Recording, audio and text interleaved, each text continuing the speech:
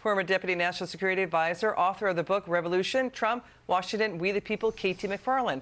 Congressman, there were so many misleading statements the energy sector said from the White House today. What was your reaction to what the president said? Well, I didn't say disingenuous even once. I used a different word for what he was doing.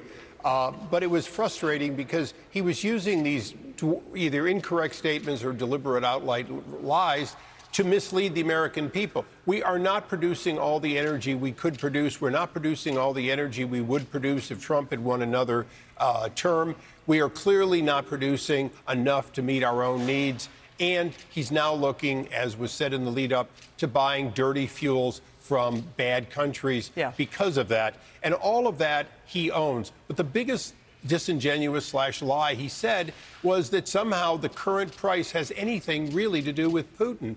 The world oil market, not one drop of oil has stopped being produced as a result of Putin yet. So, yes, there's going to be pain, but the prices right now are Biden's price increases. The next round will be if oil actually gets shut off around the world. To the congressman's point, KT, gas prices were going up for 8 months straight. Supply has not been keeping up even before Ukraine. Biden also said oil production is at its highest level ever. It was much higher in December 2019. Oil is popping back after the pandemic lockdowns and shutdowns pushed by Democrats knocked back U.S. oil production and, drove a lot of oil companies into bankruptcy. And this whole point about the White House keeps citing 9,000 unused federal leases, that's a fraction of what the leases that are being drilled on. That's like a quarter of them. The oil industry in the U.S. is pumping flat out, and he still has no plans to restart Keystone Pipeline. There is one person responsible for high oil prices. High oil prices enabled Vladimir Putin to do exactly what he's doing, and that one person is Joe Biden. He came into office and he started shutting down the American energy industry. He stopped exporting liquefied natural gas to Europe. He canceled the Keystone Pipeline. What did that mean? Well, of course prices went up when the United States stopped producing energy.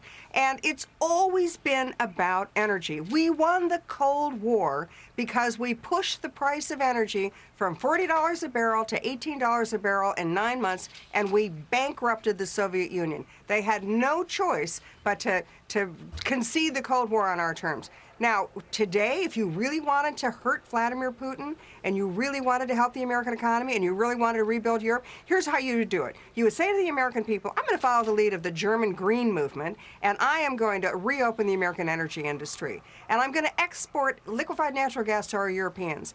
And then I would say to the Europeans, we've got your back. We will replace the Russia with all the Russian exports. We will have American energy. You might not get it day after tomorrow, but you'll get it in a year. And then I would say to the Russians and the Iranians and the Venezuelans, we're going to bankrupt you. We are going to have the price of oil not be $130 a barrel. We're going to take it down to $40 a barrel.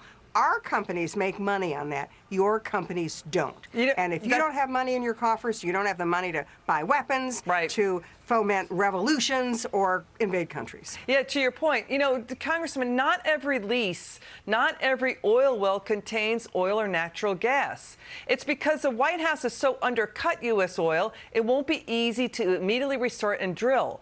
Again, the White House has been slow rolling permits, right? I mean, no onshore lease sales under Biden yet. We haven't seen a president do that in 2 decades.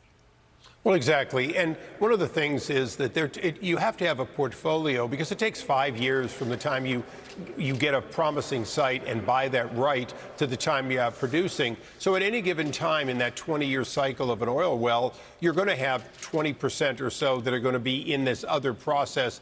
And he knows this. He knows it, but he misled the American people. The same way he talked about the first year of the Trump administration and the first year of his administration rather than the peak before COVID, which we clearly could return to if he would simply allow the spigot. Lastly, though, natural gas. Right now, there are permitted LNG facilities that are starving for the capital to create that liquefied natural gas. We could fix that, and we could fix that in less than 2 years. Yeah, to the congressman's point, final word, KT, the Department of Energy has been sitting on LNG gas terminals and expansion, right? So there's, so there was, people could not believe how disingenuous and misleading the White House is, whipping fastballs by the American people. This is a White House that is literally tearing apart the fabric of the nation when it comes to what's holding the nation together, and it's U.S. production. If he wants to make it in America, why not U.S. energy? KT, final word. Exactly. They don't care about the American consumer. What has the Transportation Secretary said? Well, they shouldn't have fossil fuel vehicles anyway. They should all just have Teslas. Really? Where do they think that energy comes from? The electricity? From the wall? From the socket? How do you make energy, electricity? Oil, natural gas, coal. Got it. Congressman Darrell, Issa, KT McFarland, great to have you back on. We'll Thanks, see you Liz. again soon. Great to spend time with you. Republican senators, 10